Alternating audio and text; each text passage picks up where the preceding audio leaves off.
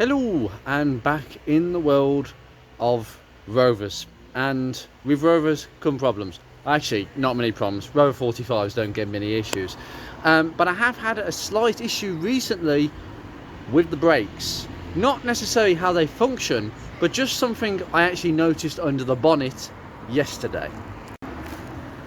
Yeah, I'm trying not to show you Project Ruby because many things are going on which I cannot show you for those people who watch that. Now, it's a good idea every so often to just deliberately open the bonnet. Mainly, I open the bonnet very regularly for one particular reason that I cannot go into. But there is a good reason to my madness of actually doing so. It keeps an eye on everything. We can see that the coolant level has not dropped, and you know the power steering fluid has not dropped, but something has dropped, and it's not the engine oil. Oh no, it's the brake fluid. Why is the brake fluid level dropping? If you notice the level here is below the maximum. Now when I did the hoses a couple of weeks ago, well, it will be a couple of weeks ago after this video, after the brake hoses video, that has dropped. I literally topped it up to the max after bleeding the whole system, and now I'm thinking, was it doing that before? Well, I wouldn't know because virtually I wouldn't know because I hadn't driven it for long before I started stripping everything down, which is kind of the negative thing really of not driving it and actually semi-restoring the car. Recommission is what I call it. It's still looking magnificent under the bonnet, but I need to find out where that brake fluid is going. Now, I've done a load of visible checks. The main thing is, have you got a firm brake pedal? And I can confirm that I have one heck of a solid brake pedal. Engine off, that will, I tell you, my foot stops. It doesn't keep going, it literally stops. I've had no symptoms of poor braking whatsoever, nothing to give me any indication there was a problem. Now, there's a few things you need to be aware of. If your master cylinder is leaking internally, you will feel it in the pedal area. If you're leaking in any other department, like a blown hose or something like that, you will feel it in the pedal. It will go softer, it will go nearer to the floor. But I'm not experiencing any of that, and it's had all new hoses, all new calipers, unless I've got a dodgy caliper that seems to be seeping a bit of fluid past the side. But you'd feel that. There would be a massive inefficiency, really honestly. So, the first thing I did yesterday is I checked. I didn't panic, just keep your cool and check the hose linkages, the banjo bolts that go through the hoses into the caliper.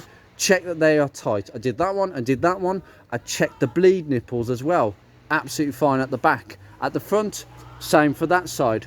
But the driver's side front, I discovered one little problem.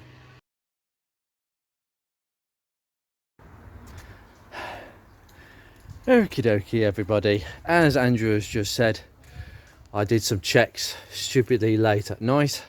As you can see, all my cars are tucked up in bed, but Beatrix has been playing up. No, she hasn't been playing up, it's something that I've not done. And I've actually discovered, thankfully, why I'm leaking that tiny amount of fluid.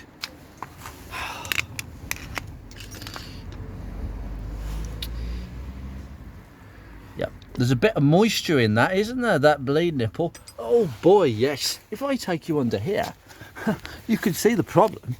I'll just nip you under here. Beatrix is looking very fine and very dry indeed. But this is the problem. That bleed nipple is not dry. It's leaking a tiny bit of brake fluid. So I've got to tighten that up, and hopefully that will sort it. And I've just gone around the car trying to tighten everything up. So that those CV joints are starting to got a bit of surface rust as usual. But thankfully all my clips and all of that is really good. Take an opportunity to look underneath here. It's all extremely dry, and on the gearbox side. It's really important with those things. Right, so that's the problem. So now, excuse me, I need to use my spanner. So we found the problem. Touch wood, that was the problem. That bleed nipple, for whatever reason, was not quite fractionally turned up. I've never had that problem with bleed nipples. So I'm going to keep an eye on that one in particular. And I know for a fact that that was one of the old ones I had to swap on, because the new ones that came with the new calipers were made of monkey metal and they kept rounding. So I had to put the old ones back in. So unless there's a problem with the bleed nipple, of which it'll be easy to change anyway, I just keep an eye on it. But now I'm going to leave the brake fluid level where it is, and I'm not going to mess with it now. But the main thing is, if you are having such an issue, I would definitely, if you can't see any visible signs of brake fluid, it may be so minimal that, I mean, that amount of fluid loss is minimal over a long period of time, but do check it. Brake fluid does not evaporate. All the questions on the forums, I'm losing a bit of brake fluid but can't see any leaks. Can brake fluid evaporate? No, it can't. What brake fluid can go down, it will go down because the pads are wearing down. Therefore, the calipers having to push further out. And that brake fluid level will go down over a long period of time. But not a couple of months, not a couple of weeks. That's a bit of a problem. So, the other thing that I would be very, very conscious of, and this is a big bit of advice.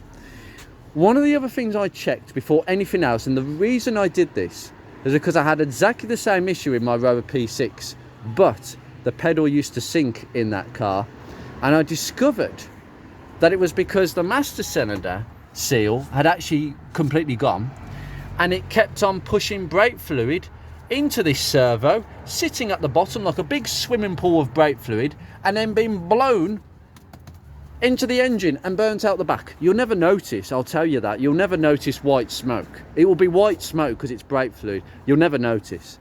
You'll just notice the brake fluid level going down very, very, very slowly.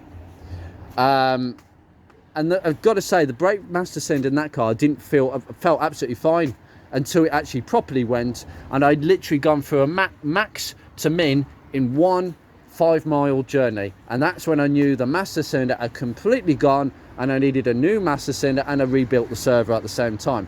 So immediately I took off that bolt down there, it's a 13mm, and a 13mm just there, and I pulled the master cylinder out, and I saw absolutely nothing in the back of the servo. So I bolt it straight back in, and it's absolutely fine. Nothing wrong with it.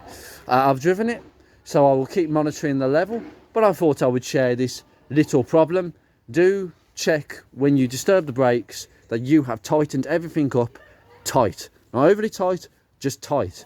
Obviously, I wasn't as good on that one, but I will keep monitoring, and hopefully that'll be that. The clue was, as you saw in the video, is the little dust cap was just, it looked like there's brake fluid in the dust cap.